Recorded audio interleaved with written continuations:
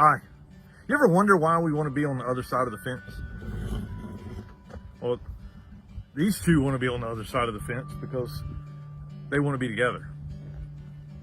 Like horse here believes that if she's just if she's just over there, life is going to be so much better.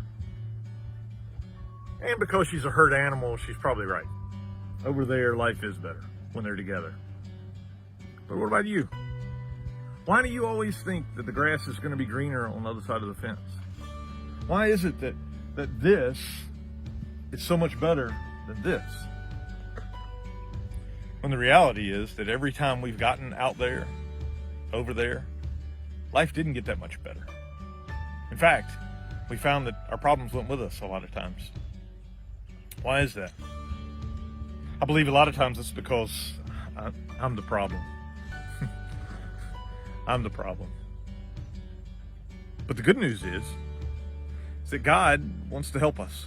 As a follower of Jesus, I believe that God gives us His Spirit to help us live this life, to help us develop the character of Jesus, to love people no matter what, to serve, to be generous, to sacrifice. Not because we have to earn it, but because we actually want to. And that takes a change in me. So how does this change come about? What does God want for us here?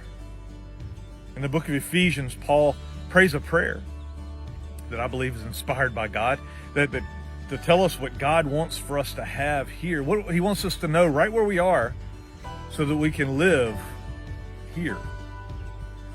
First thing is God wants us to know Him more and better.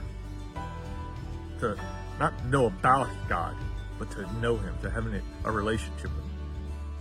Secondly, God wants us to understand the hope that we have in Jesus. The hope for a life everlasting. That this earth, that this world, that life inside this fence isn't the end. That there are greater things coming that we can't even imagine. He wants us to trust in that. And to live here like that. And the third thing Paul prays for is us to understand God's power that He has for us here, right where we are.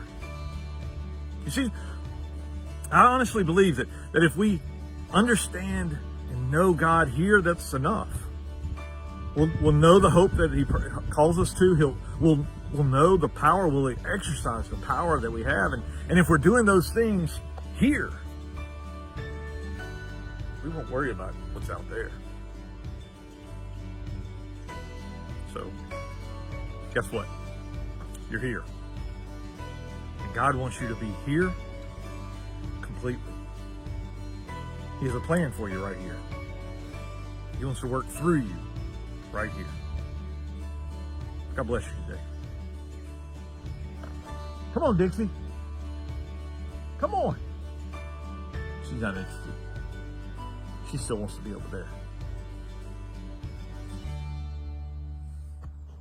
Oh well.